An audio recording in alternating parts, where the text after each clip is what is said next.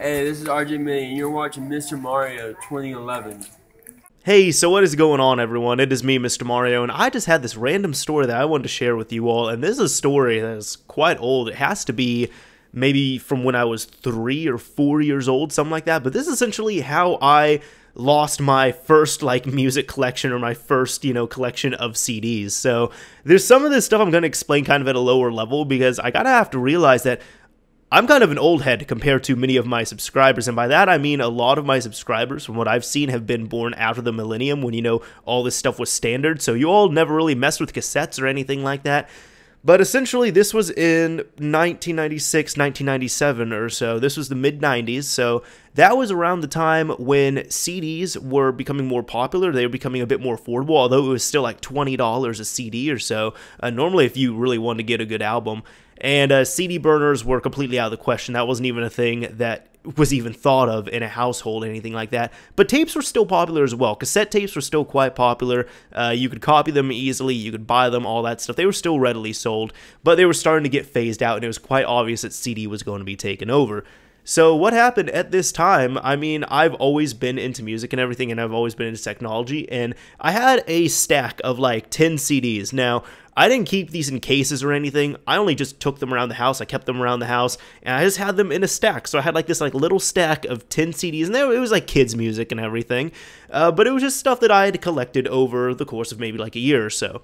And what happened was, the only way I could listen to them, because my parents didn't have CD players in their cars or anything, the only way I could listen to them was just through our family computers. So I would go over to the computer, and we were running Windows 95, I'm quite sure.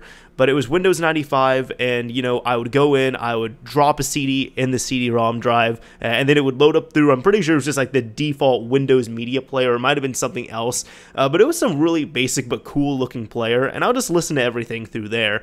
Now, this also involves my neighbor, and we're going to call her Sarah, okay? So she lived behind me, and she was a few years older than me. I don't remember the age gap, but it was just she was still a kid, but there was also enough of an age gap to the point where she was still, playing with me and everything, because essentially it was like I was kind of like a younger brother to her, because I was just a few years younger than her.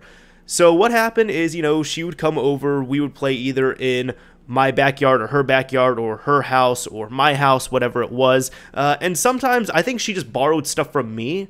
We always got it back, but she borrowed stuff from me because I had cooler stuff. And I didn't really borrow anything from her because she only had girly stuff. So that's how it was.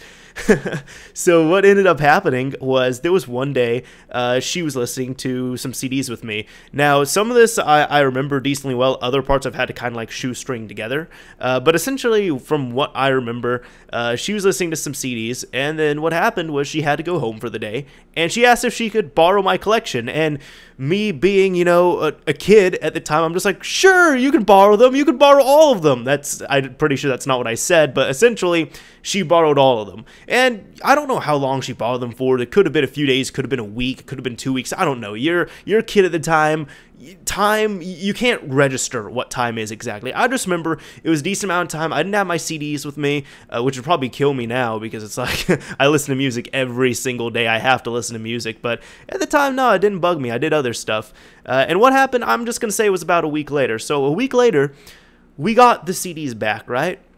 And I don't know how, but I think Sarah had them for a longer period of time than what was needed. So my mom got them back from her mom, and Sarah's mom got them back from Sarah. So what ended up happening was I got the CDs, and I'm all excited. I got my music again. And, because I'm a kid, it felt like, I got my collection all over again, which I literally did.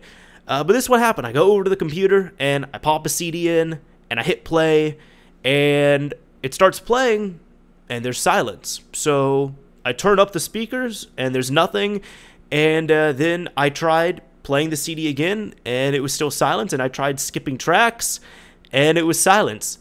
So then I yelled at my dad, and I'm like, hey, Dad, there's something wrong with the computer. And my dad comes over, and he asks what's going on. I tell him, like, there's no sound coming from the CD. Like, what's going on? It's not playing. So he checks it out. And at one point, we even tried another disc. So he says, okay, try out another CD. So we take out this CD, we put in another one, does the exact same thing, gives you like it was weird because like it showed you, the actual tracks and everything. But then you hit the play button and it started ticking, the time in seconds. and it was silence. That was it.